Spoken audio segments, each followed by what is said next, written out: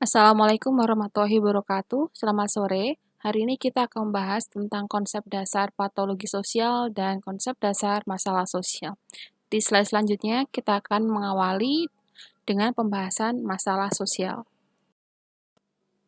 Pertama, kita akan membahas tentang definisi masalah sosial itu apa. Yang pertama, kita akan membahas tentang konsep masalah sosial. Jadi, pada dasarnya masalah ini adalah segala sesuatu yang sering kita hadapi dalam kehidupan sehari-hari, baik secara individu maupun secara kolektif bersama dengan masyarakat ya. Dan untuk tingkat masalah ini sebenarnya setiap kelompok ataupun setiap individu ini berbeda tingkat kesulitannya.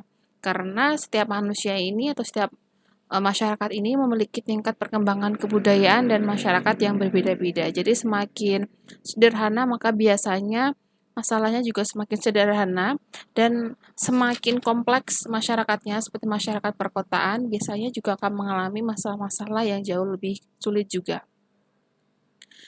Yang pertama kita akan melihat definisi masalah sosial menurut Surjono Sukanto. Masalah sosial ini adalah segala gejala-gejala abnormal. Abnormal ini berarti tidak normal, tidak biasa, yang sering terjadi di masyarakat akibat unsur-unsur yang ada di dalam masyarakat tidak berfungsi sebagaimana mestinya. Yang kedua adalah menurut Kartini Kartono, masalah sosial adalah situasi sosial yang dianggap tidak normal atau sama dengan yang Surjono Sukanto ya abnormal, yang dianggap tidak normal oleh masyarakat berbentuk tingkah laku yang melanggar dan mengganggu adat kebiasaan masyarakat. Jadi apapun suatu tindakan yang dilakukan oleh individu ataupun kelompok di mana jika tindakannya ini memberikan kerugian kepada orang lain dalam hal dia mencederai norma, dia melakukan tindakan yang merusak, tidak sesuai dengan nilai-nilai yang dianut, melanggar adat istiadat, dan banyak orang yang mengalami kerugian atas tingkah laku individu tersebut atau kelompok tersebut, maka bisa kita kategorikan sebagai masalah sosial. Lalu dari mana kita mengetahui bahwa sesuatu itu bisa disebut sebagai masalah sosial? Jadi biasanya kalau sesuatu itu dianggap suatu masalah atau penyakit sosial, itu akan dipengaruhi oleh pandangan-pandangan dari dua pihak. Yang pertama adalah pandangan umum, yaitu kita sebagai orang biasa, dan juga sebagai pandangan para ahli, yang mana contohnya ada seperti tokoh agama, ada hakim, polisi, dan orang-orang yang memiliki kewenangan tentang pemilahan sikap-sikap dan tindakan yang tidak sesuai dengan norma ini seperti apa. Dan walaupun terdengar sepertinya tidak objektif ya, karena lebih ke subjektif, bagaimana sih tingkah laku yang menyimpang dan mana sih yang tidak menyimpang. Nah, pada dasarnya sesuatu itu dianggap berbeda atau menyimpang jika sesuatu itu tidak diinginkan atau berbeda dengan apa yang sudah ketika norma itu ada, kita kan setuju bahwa misalnya di desa A maka tidak boleh memakai baju merah. Nah, ketika ada seseorang yang memakai baju merah, maka orang ini dianggap melakukan suatu pelanggaran norma yaitu memakai baju merah. Nah, siapa yang bisa mengatakan bahwa dia ini salah? Ya, kita sebagai anggota warga, ya sebagai warga yang tahu bahwa ada peraturan tersebut. Dan juga ada tetua desa ataupun misalnya Pak RT, Pak RW gitu, tahu ada orang yang memakai baju merah, maka orang-orang ini juga lah yang kemudian menentukan bahwa orang ini melakukan kesalahan, suatu pelanggaran di desa tersebut. Itu contoh ringannya saja tentang siapa saja sih yang bisa mengatakan ini masalah dan bukan. Dan di sini juga diterangkan secara singkat dan padat bahwa sesuatu itu bisa disebut masalah sosial jika berkaitan dengan sistem nilai yang berlaku di masyarakat, baik itu secara adat ataupun secara hukum. Dan juga diperlukan pernyataan dari kelompok atau seseorang yang menganggap bahwa sesuatu itu dianggap sebagai masalah sosial. Seperti tadi contohnya ada orang-orang yang umum, warga desa, itu dari pandangan umum dan juga dari pandangan para ahli. Misalnya tetua desa tadi, pemangku adat, seperti itu. Nah, ketika ada anggapan yang sesuatu ini, oh ini salah, ini adalah bermasalah, nah berarti pandangan inilah yang membuat batasan bahwa sesuatu itu tidak sesuai dengan norma yang sudah kita sepakati sebelumnya. Nah, itulah bagaimana seseorang ini disebut telah melakukan tindakan yang tidak sama, yang melanggar batasan, seperti itu. Jadi, ketika kita mengatakan sesuatu ini salah, berarti kita memiliki kepekaan tertentu. Kita menyadari bahwa sesuatu itu sedang dilanggar. Kita memahami bahwa norma A ini telah dilanggar oleh si B. Nah, dan dampaknya ini memberikan kerugian secara objektif kepada masyarakat di sekitarnya. Misalnya kalau tadi memakai baju A itu berarti nanti akan mengundang grup separatis datang ke desa itu karena baju warna merah ini adalah penanda dari grup separatis. Jadi jangan sampai kalian pakai baju merah, kalau enggak kami akan menyerang. Nah, seperti itu misal konsekuensinya. Kalau konsekuensinya seperti itu, berarti kan banyak yang akan dirugikan. Untuk penyebab dari masalah sosial ini terdapat beberapa klasifikasi, ada 4. Yang pertama ini adalah faktor ekonomi, di mana faktor ekonomi adalah faktor yang terbesar, yang global, terjadi di hampir di semua negara di dunia.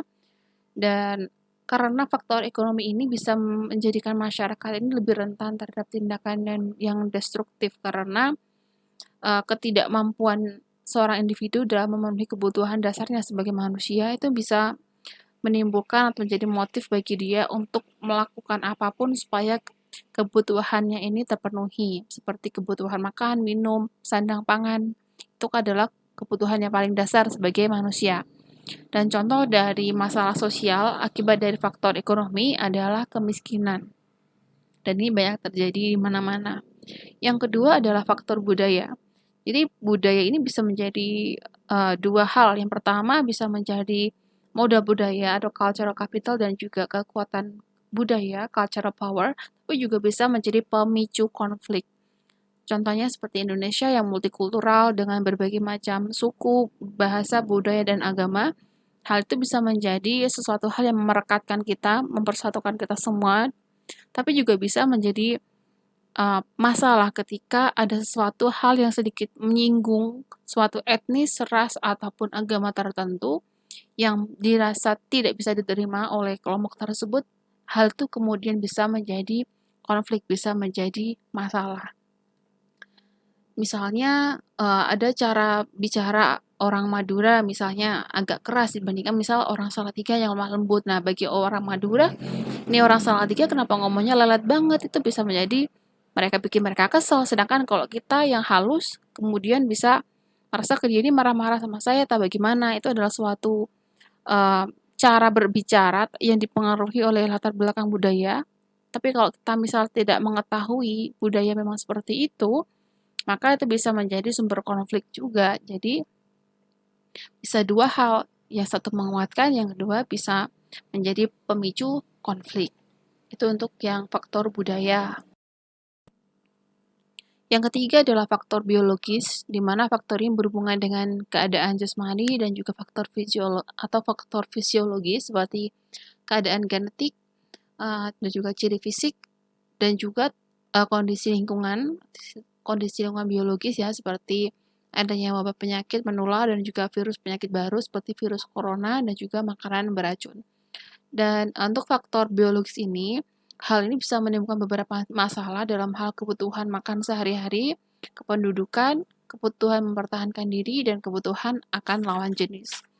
Untuk kebutuhan makan sehari-hari, misalnya ketika ada masalah tentang fisik, kita merasa lapar, kita merasa butuh asupan energi, kita kemudian bisa membuat kita lebih defensif dan mencari cara bagaimana kita bisa menyelesaikan masalah ini.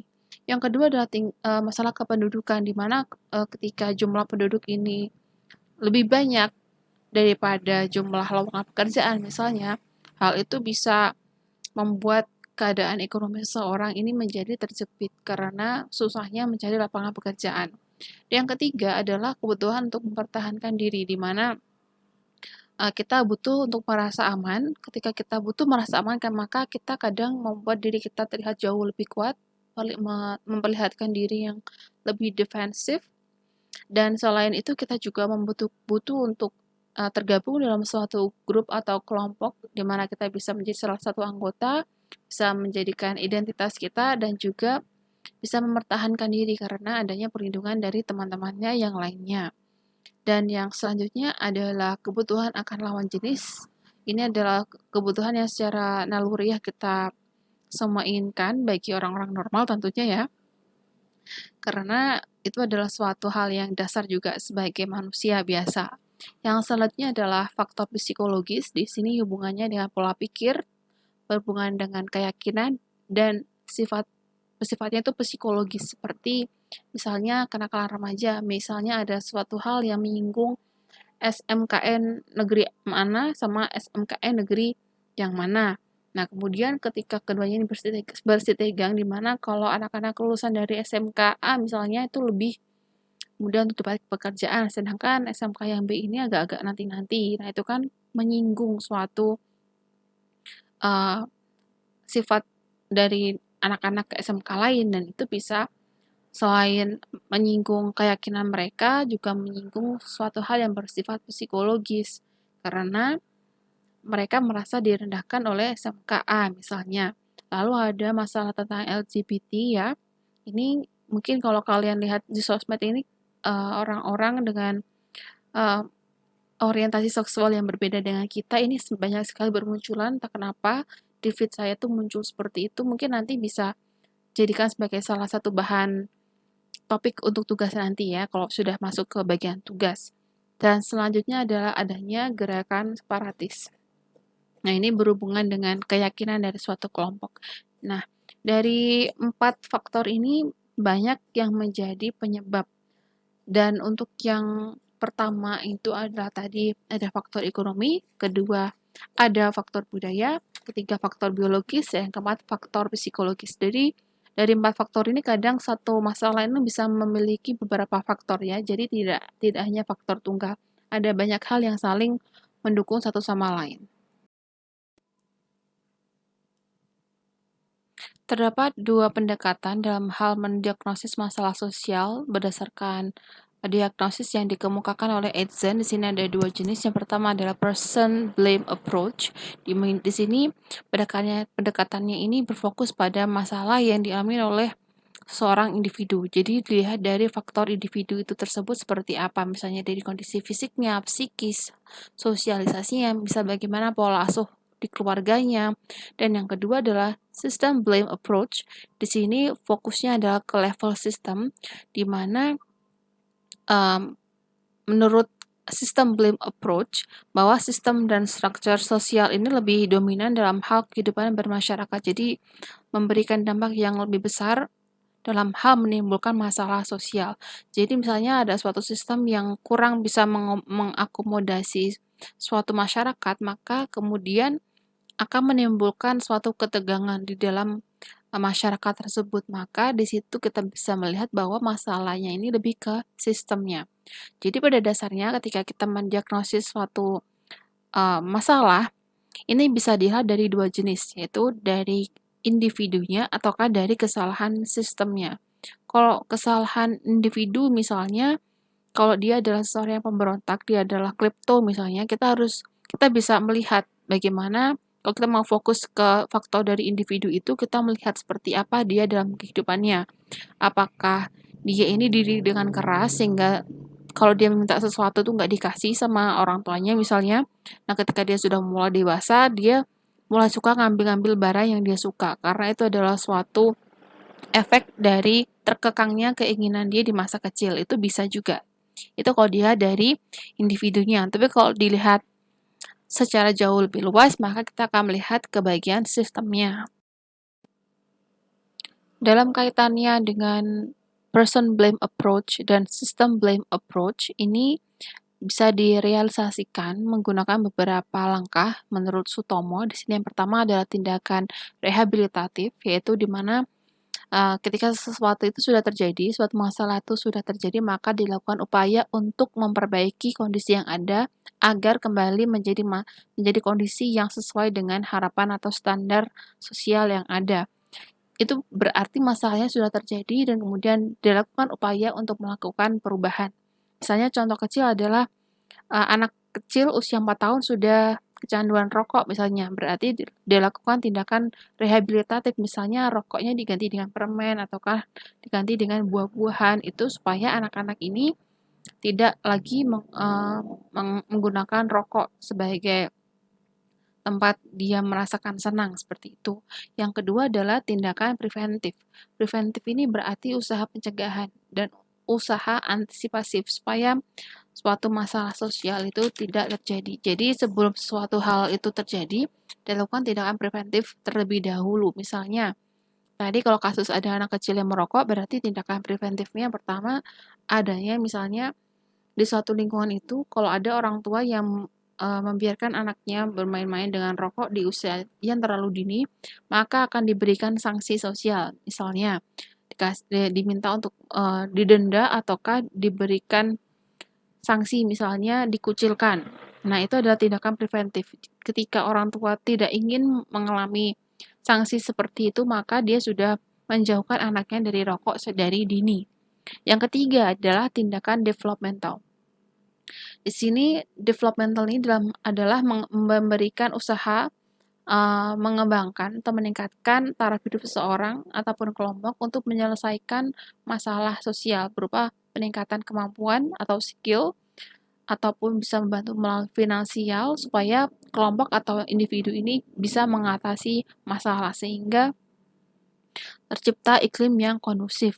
Misalnya suatu desa atau suatu desa ini ada satu RT yang kemudian satu RT ini orang-orangnya berada di bawah taraf kehidupan yang standar, maka kemudian diberikan binaan berupa pemberian skill dari pemerintah ataupun memberikan bantuan modal usaha. Nah, itu adalah supaya keadaan yang sulit dari lingkungan tersebut bisa naik dengan adanya bantuan-bantuan seperti pengajaran skill dan juga bantuan-bantuan seperti finansial dan juga bantuan modal usaha. Nah, itu adalah 3 langkah yang bisa dilakukan untuk merealisasikan pendekatan yang sudah kita bahas sebelumnya. Seperti yang sudah kita pahami sebelumnya, masalah sosial ini berarti fokus kepada tingkah laku seseorang atau individu yang mana tingkah laku ini melanggar atau tidak sesuai dengan norma-norma yang berlaku, nilai-nilai yang ada, dan juga adat istiadat.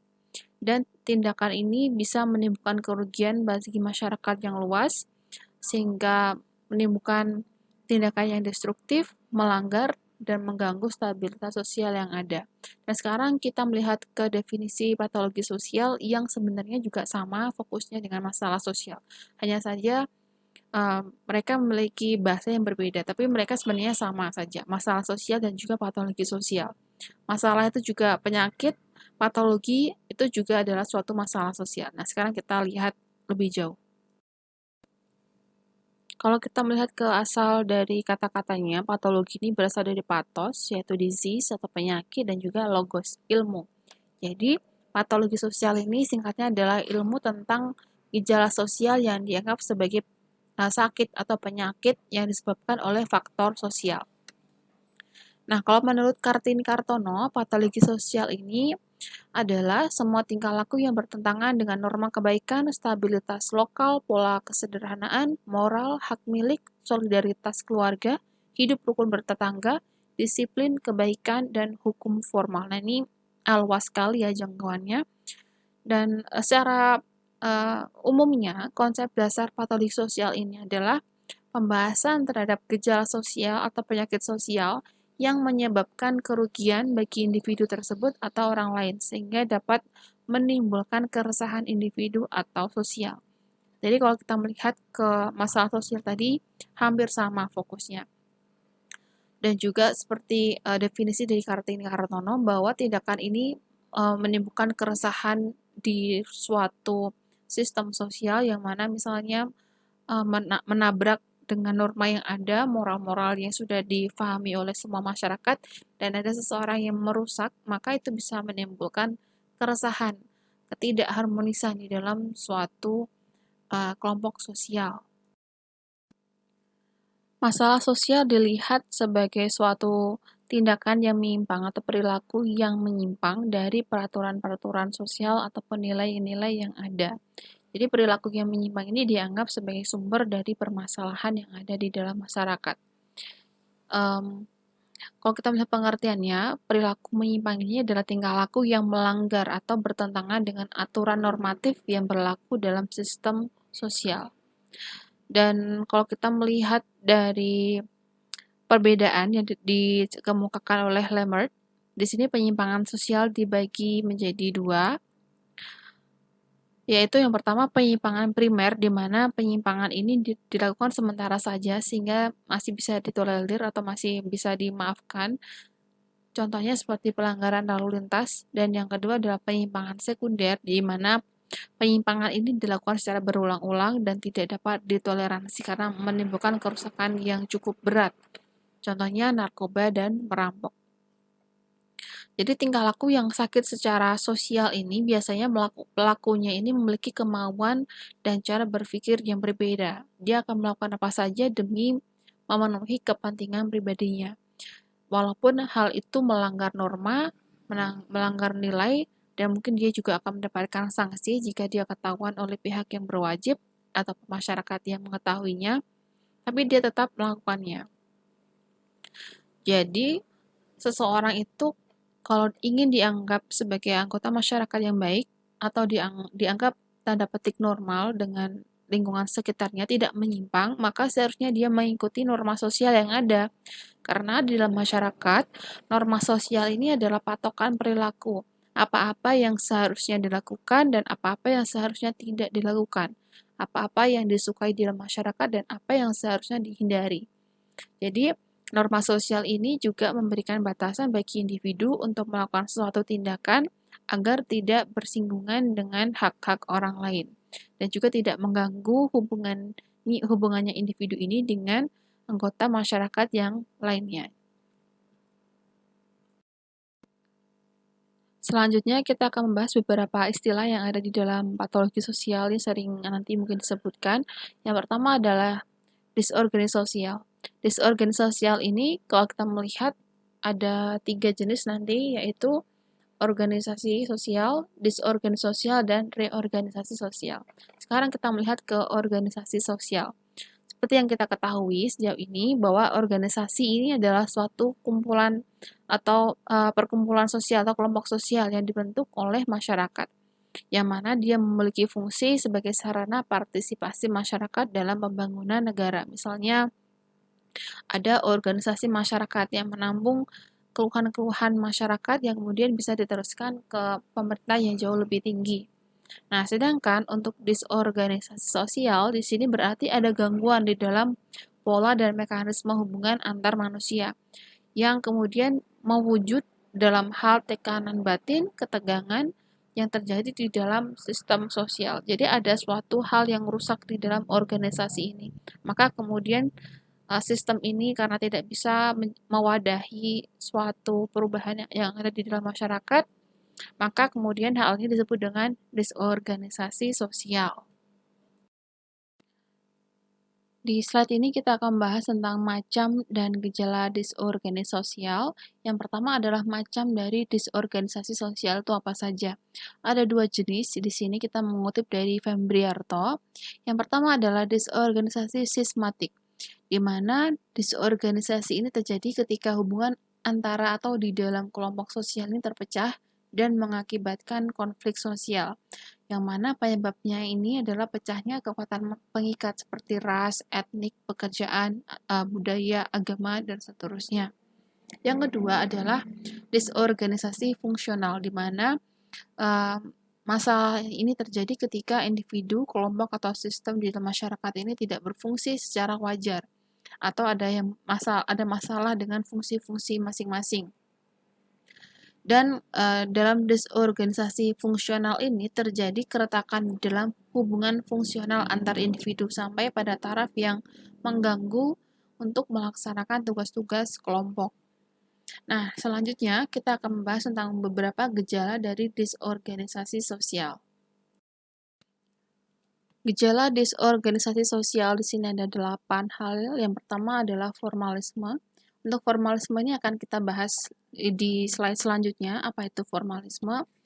Yang pada dasarnya formalisme ini ketika suatu aturan ini diharapkan untuk dipertahankan atau untuk dilaksanakan, tapi peraturan ini sudah kehilangan artinya, sudah tidak memiliki wibawa di dalam masyarakat. Yang kedua adalah merosotnya unsur-unsur yang dianggap sakral di dalam masyarakat, seperti misalnya merosotnya nilai-nilai Undang-Undang Dasar dan Pancasila sehingga menimbulkan krisis di dalam masyarakat. Yang kedua adalah individualisme, yang mana uh, adanya individualitas ini lebih fokus kepada minat dan juga keinginan dari seseorang tanpa adanya integrasi dengan orang-orang ataupun masyarakat yang ada di sekitarnya kita. Jadi kita lebih individualisme, kita mementingkan diri kita sendiri. Yang kedua, yang selanjutnya adalah menguntungkan hak-hak perseorangan. Ini yang bersama dengan individualisme. Tapi ketika di sini menguntungkan hak-hak perseorangan berarti misalnya ada suatu kelompok dan suatu kelompok ini melakukan suatu tindakan, tapi tindakan ini lebih menguntungkan dari sisi si A saja misalnya atau lebih menguntungkan si B. Nah, itu sudah merupakan gejala dari suatu organisasi yang sudah mulai rusak. Yang selanjutnya adalah tingkah laku hedonis yang mana hanya mencari kepuasan pribadi saja, berfoya-foya. Lalu ada kesukaran semantik di sini adalah adanya kesulitan dalam hal penggunaan bahasa. Misalnya orang tua dan orang muda, orang-orang muda itu pasti ada gap di tengah-tengahnya karena mereka memiliki perbedaan usia dan generasi yang jauh. Jadi bisa kok berbahasa itu akan ada masalah atau ketidaksepahaman. Yang selanjutnya adalah saling tidak percaya.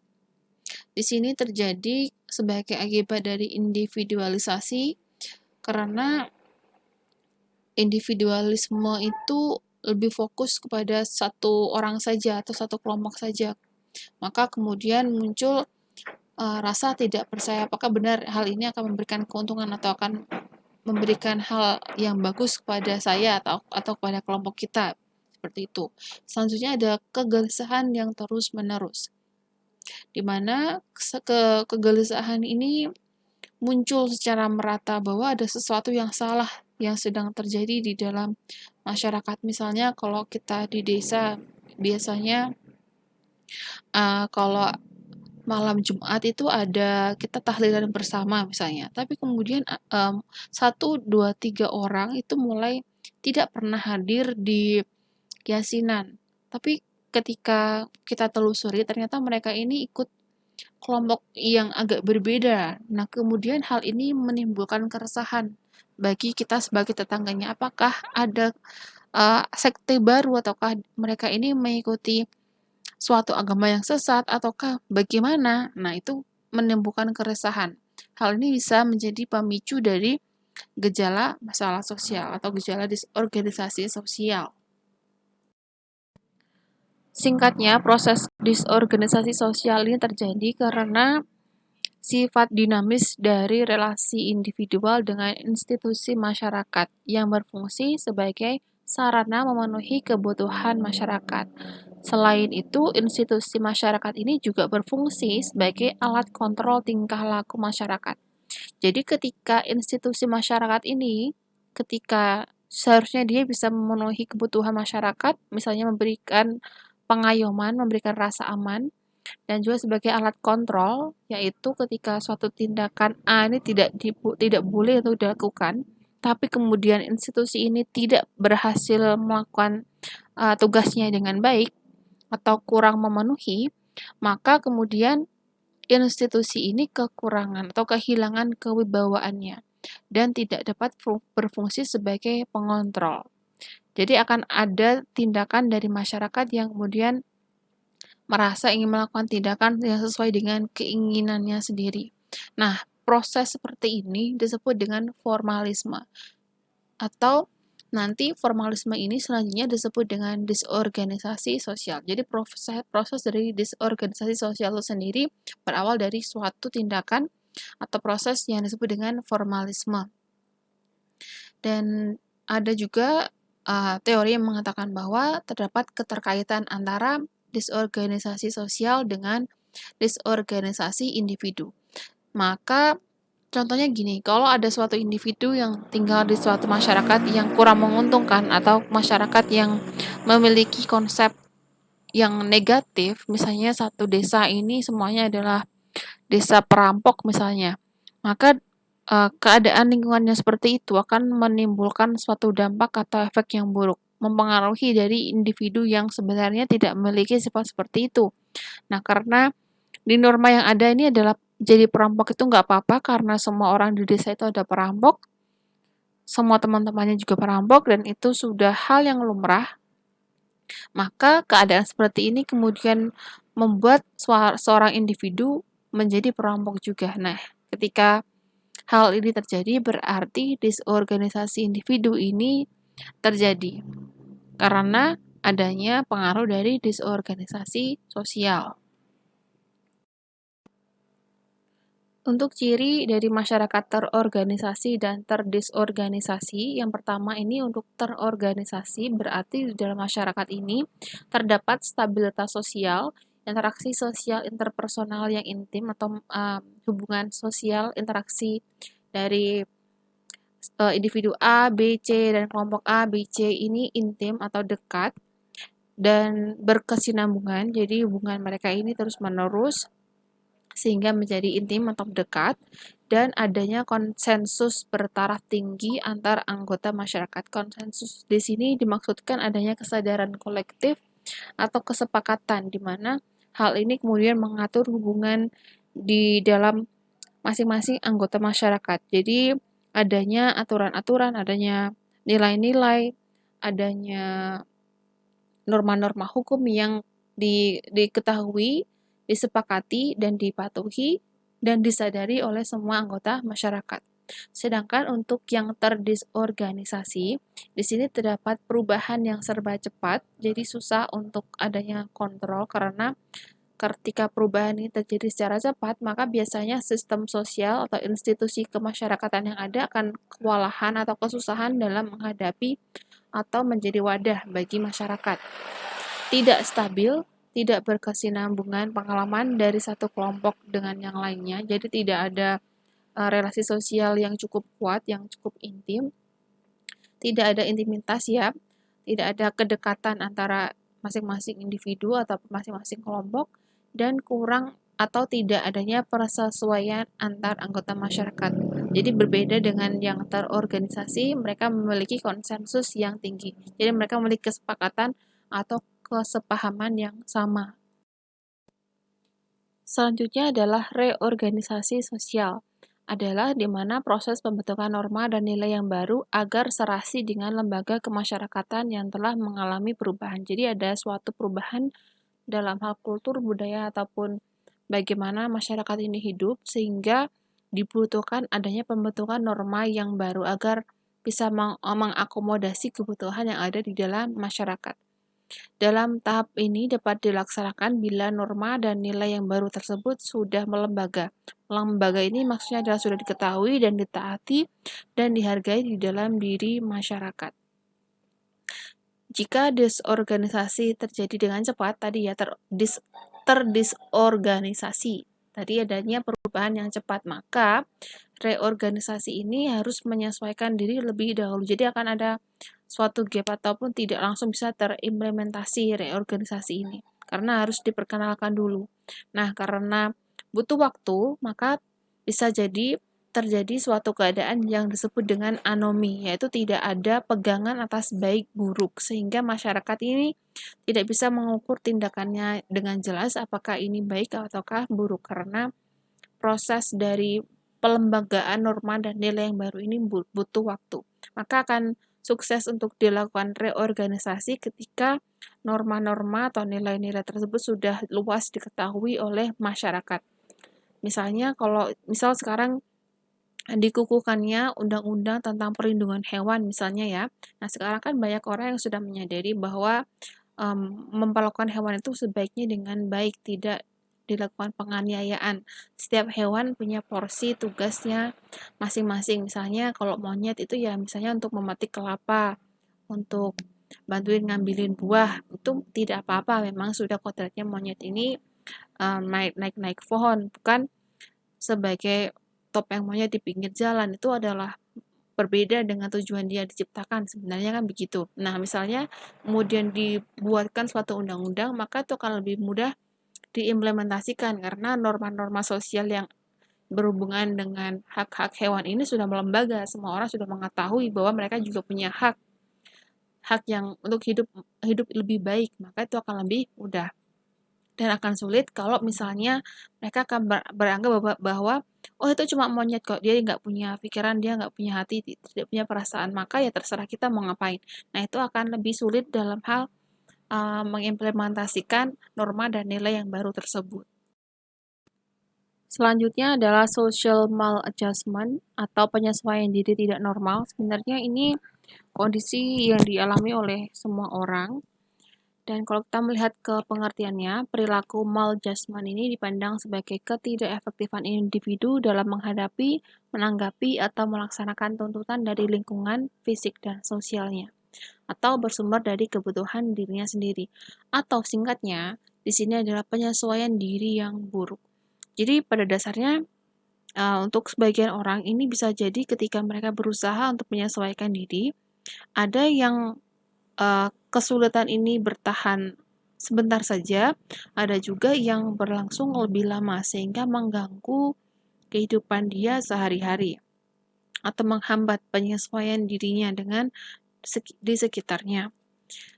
Dan untuk penyesuaian diri ini sebenarnya adalah suatu upaya individu untuk bisa mengatasi hambatan, sehingga individu ini berperan aktif untuk mencapai kesesuaian atau keharmonisan. Seperti apa caranya?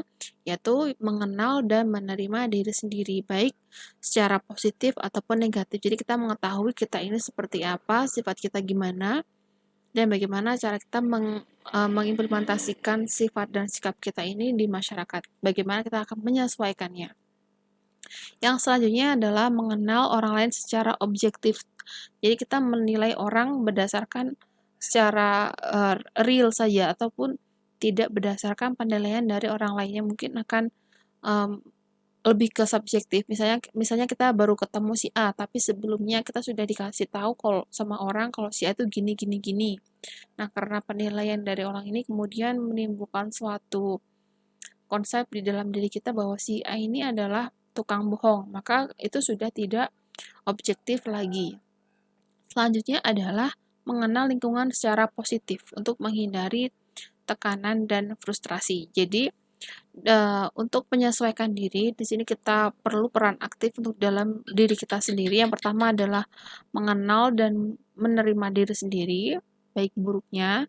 Lalu kita harus mengenal orang lain secara objektif, tidak subjektif, dan juga mengenal lingkungan secara positif. Jadi bagaimana kita melihat sesuatu itu adalah harus secara positif terlebih dahulu. Untuk apa? Untuk menghindari tekanan perasaan dan juga untuk menghindari frustrasi, mengurangi pikiran di dalam diri kita. Di sini kita akan membahas beberapa model dari penyesuaian diri tidak normal. Yang pertama adalah anxiety atau kecemasan. Dan untuk anxiety ini sebenarnya adalah emosi yang bercampur ketika seseorang mengalami tekanan atau frustrasi dan konflik atau tekanan batin, pertentangan batin. Contohnya adalah kecemasan, macam-macamnya ya, macam-macam dari kecemasan ini bisa berupa kecemasan akibat mengetahui adanya bahaya, kecemasan berupa penyakit yang bisa jadi penyakitnya ini tidak diketahui atau tidak jelas penyebabnya ataupun takut pada benda-benda tertentu, dan juga kecemasan karena perasaan bersalah atau berdosa yang berlawanan dengan keyakinan kita. Yang kedua adalah frustrasi. Frustrasi ini adalah proses yang menyebabkan seseorang merasa adanya hambatan terhadap terpenuhinya kebutuhan. Jadi semakin tinggi kecemasan ketika ingin mencapai suatu tujuan, maka semakin tinggi pula tekanan perasaannya. Dan karena semakin tinggi kecemasan ini, orang ini kemudian merasa adanya hambatan yang semakin tinggi juga. Dan ditambah definisi dari frustasi itu sendiri, yaitu frustration is a process which our behavior is blocked, di mana frustrasi itu adalah proses yang menyebabkan tingkah laku kita itu terhalang karena terlalu cemas tadi. Jadi kita sulit untuk meraih tujuannya kita atau sasaran kita. Lalu the state of feeling which accompany the thwarting, yaitu suatu perasaan yang disertai proses rintangan. Jadi ketika kita merasa tertekan atau kecemasan kita semakin meninggi, maka itu akan menimbulkan suatu keadaan yang membuat kita merasa frustrasi.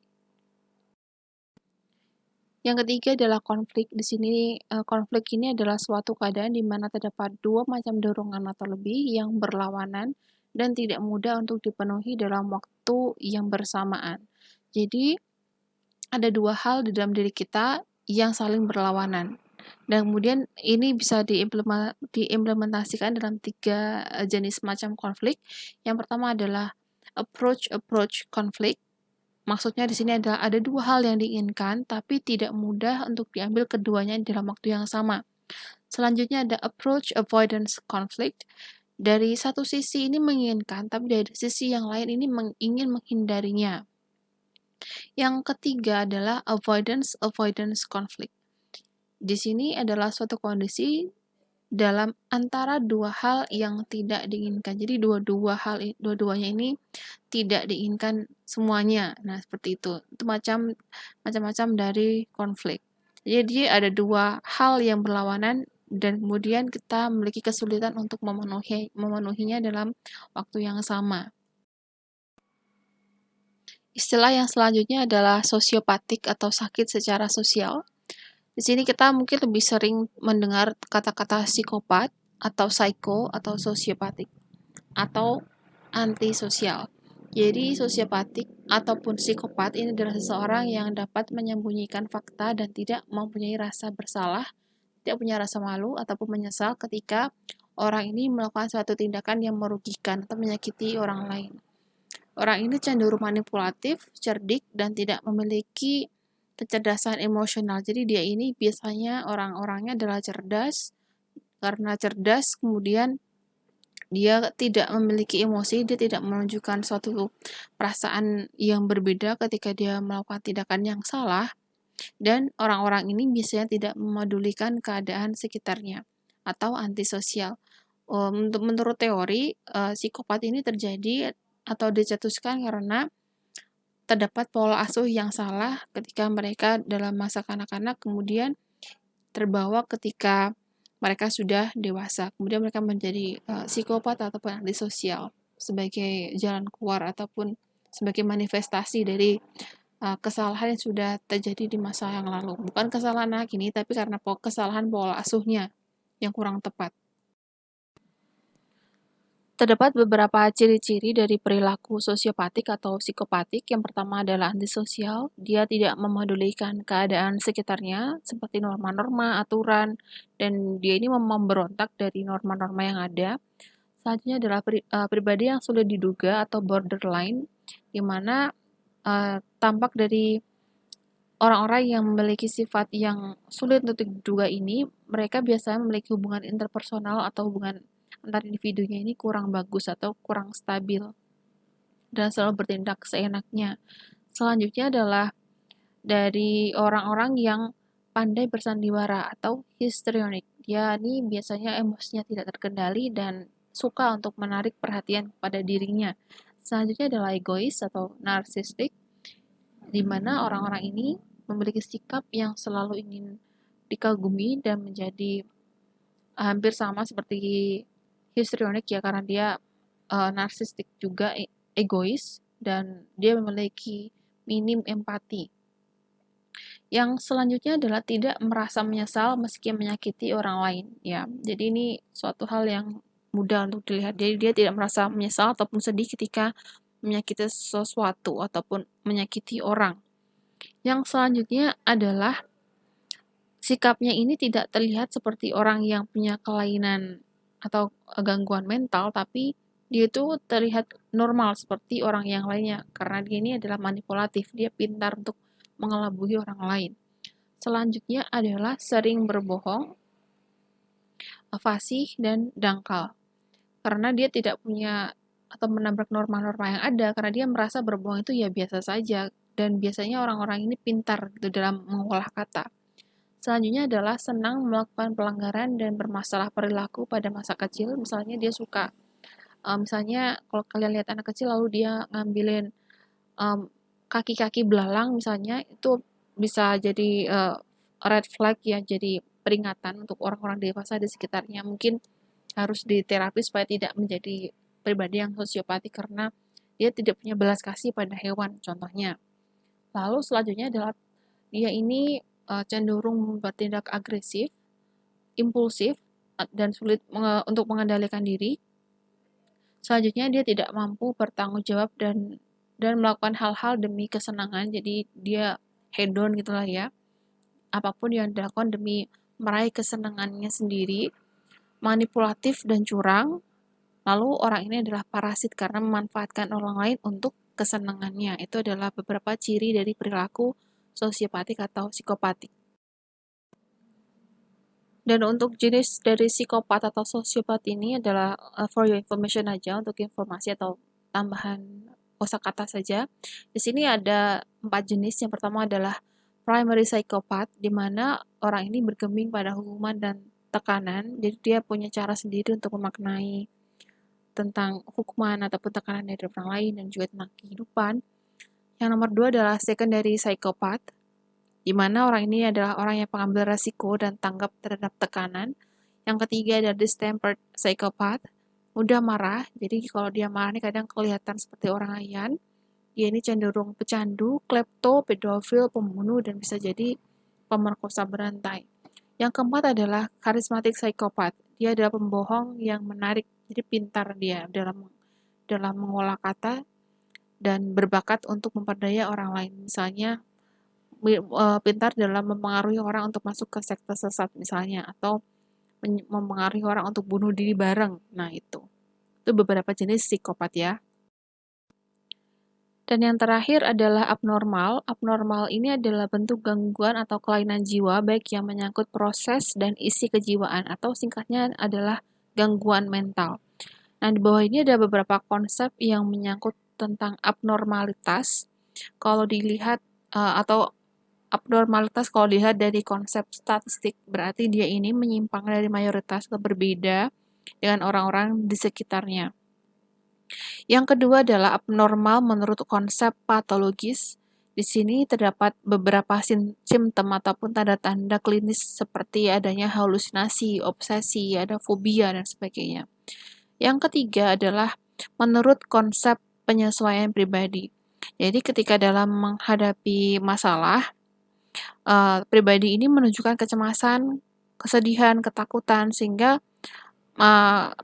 perasaan-perasaan seperti ini menimbulkan kesulitan dalam hal menyelesaikan masalahnya. Jadi tidak selesai karena diliputi oleh perasaan kecemasan tadi, ada anxiety seperti itu.